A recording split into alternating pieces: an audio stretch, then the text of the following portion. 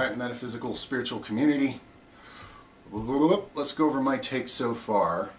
Not that I'm by any means advanced in this, but I think we should all share with each other about what we're, waking up to and going through and stuff. I know it's encouraging to me sometimes to, see some of the videos other people put out there. Synchronicity sometimes is just what you need to hear. So, my take, my experience, my understanding so far about male-female energy in all of us, yin and yang or whatever you might want to call it.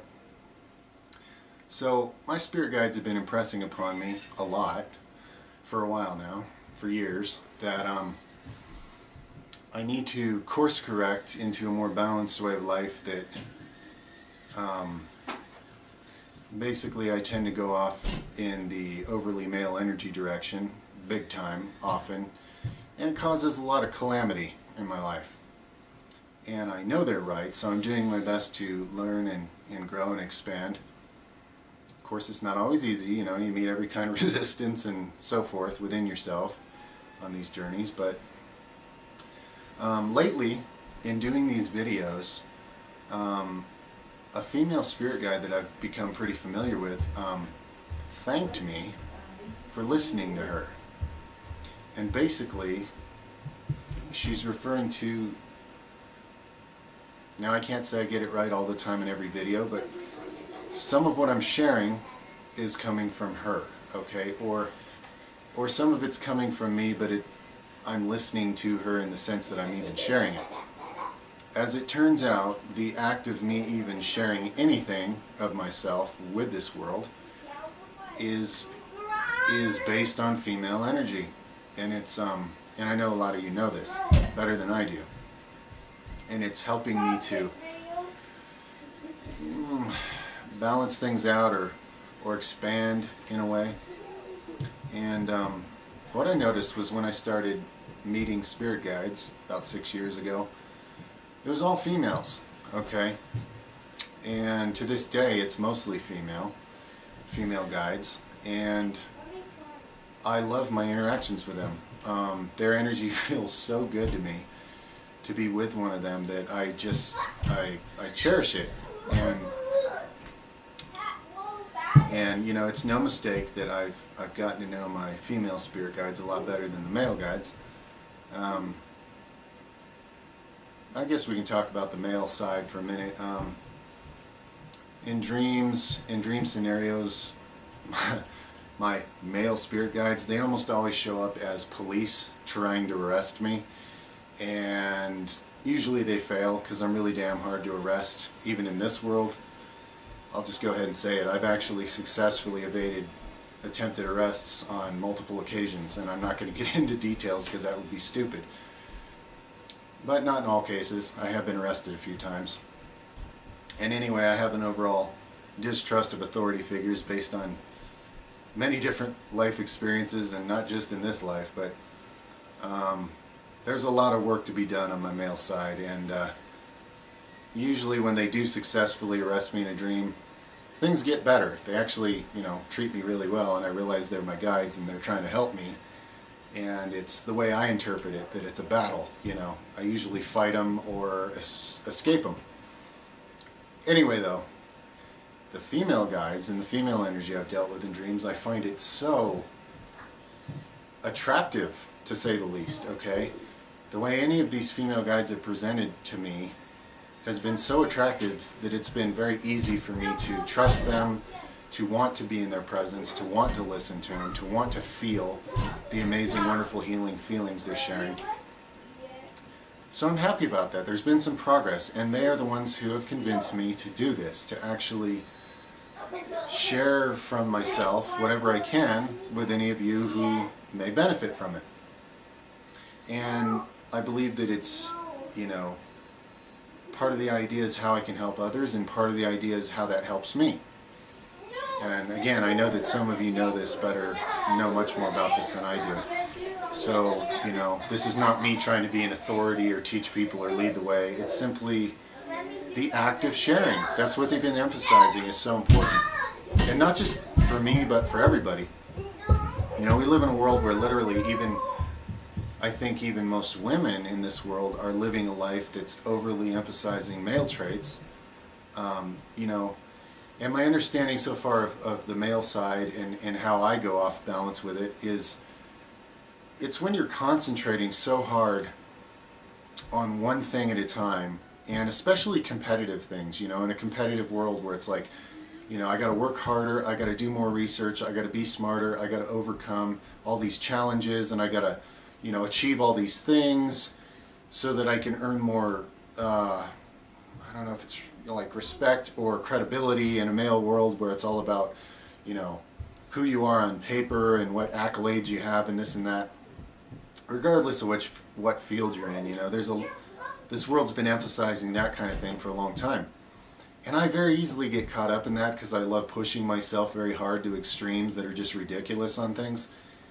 And I'm okay with that, but what I've noticed is when I am lost in that mode, which so many of us are in this world, as much as I get into that, get obsessive about it, there's really no joy. There's no joy in life. There's no wonder.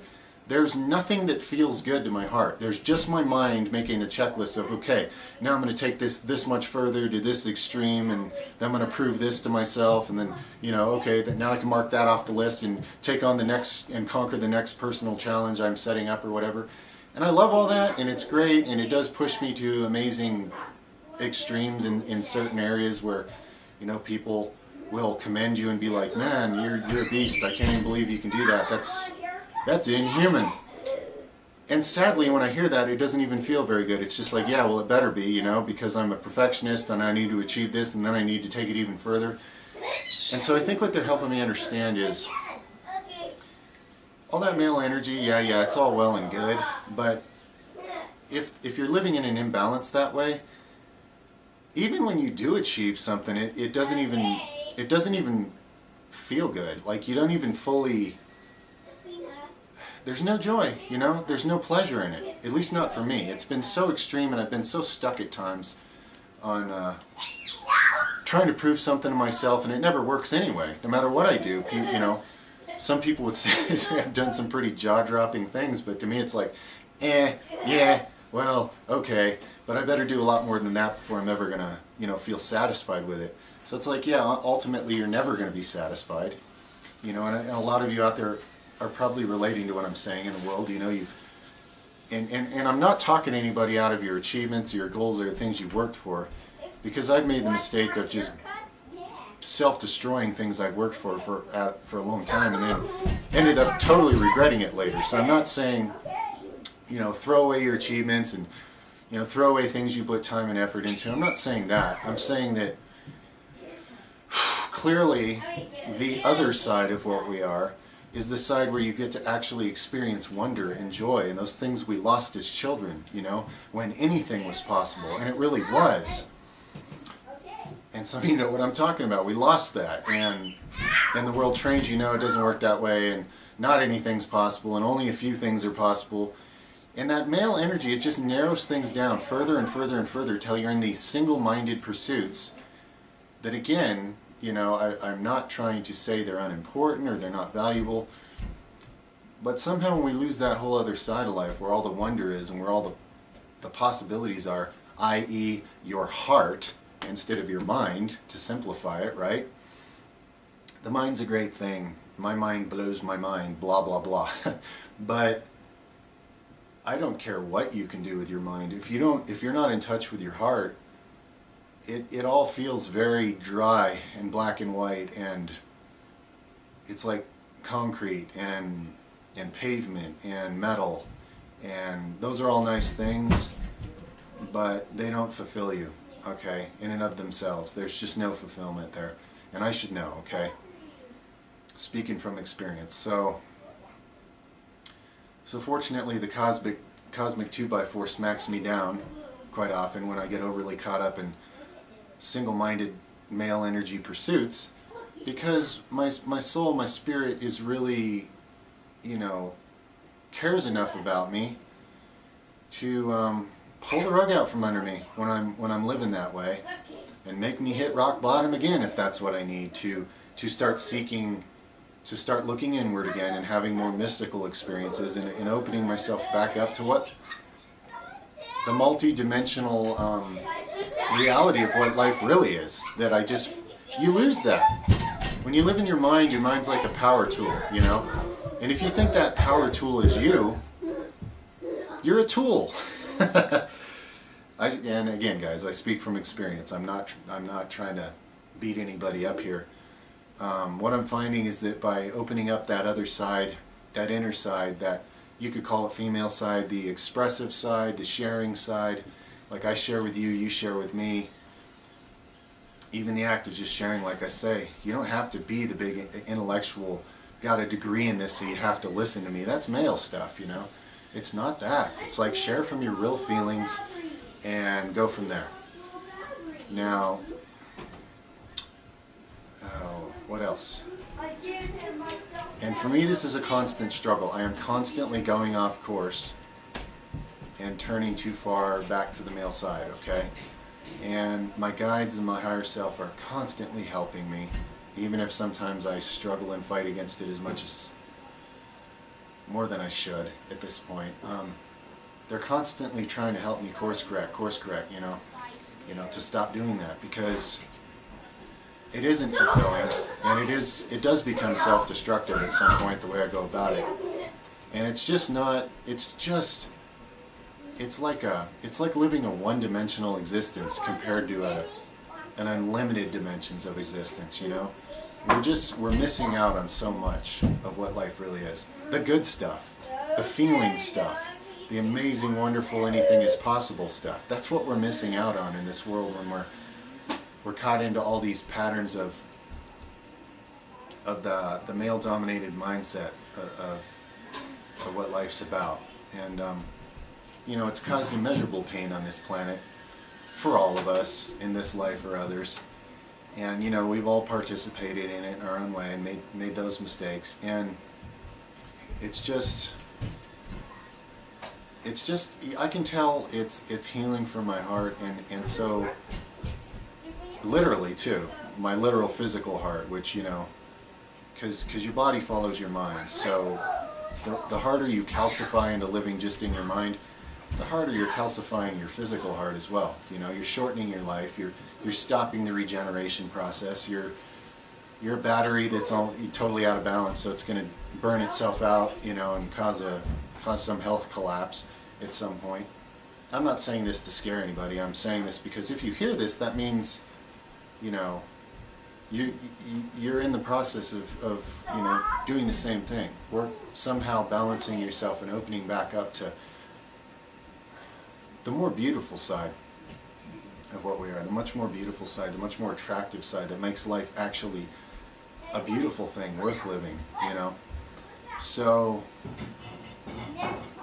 anyway, all the endless compensations we do to achieve this or prove that or earn this or buy that or whatever it is, whatever your particular line of, you know, male imbalance happens to be, it's never going to fulfill us, you know. It's an imbalanced way of life. It's unfulfilling. Your soul's going to lose interest in that, you know. You're not going to live a long, meaningful life focusing on only male activities, you know. So I'm finding that the beautiful stuff that I lost as a kid is on the other side, and it's very easy to be attracted to from what experiences I've had. It's like remembering the beauty and wonder of everything being possible again. And so my goal, and I know many of you, is to open that up further and further and further, so that our actual experience and manifestation of life is that anything is possible. Okay? The truth you knew as a child before the world built into your mind, your male side, that it doesn't work that way, you know, and taught you you're just this power tool, so find your place and, you know, work and achieve or whatever, you know. So anyway, I love you guys, sharing that, and I'm just asking you to share whatever, man. Share whatever, because back and forth sharing, both listening and you know, what I never used to do, which is actually, you know, contributing something to the sharing with our vast array of family on this planet, all the different unique, interesting creatures we are, and the different what do to say, the different degrees of this or that traits we all carry within us as totally unique beings. We need to all be sharing, you know. We all grow from it. We all expand from it, and you know, your mind. I know better than anybody. Your control freak mind will try to get in the way. Oh, don't share that. That's embarrassing. Don't share that. It doesn't make enough sense. Don't share that. You're not an expert in that field. It doesn't matter. If your heart has something to share, there's a good reason for it. Somebody out there needs to hear it, and somebody and that'll help them, you know, open up more on something they need to. So it is valuable. It's immeasurably valuable. Just because we can't weigh it with a scale or a measuring tape, you know, again, that's that male mind stuff. There's only so many things you can measure those ways. The other part we have to do by feeling it. And so I can feel that you know, this is really valuable for me and others. So yep, let's all share more. Okay, whatever your experience, whatever your awareness, whatever you want to share with me, please do. And I'm going to continue to do so with you guys, because I'm fully convinced now, I actually believe in this, that this is a big part of all of us opening up to the greater capacity of what we really are, which is anything is possible. Alright? I love you.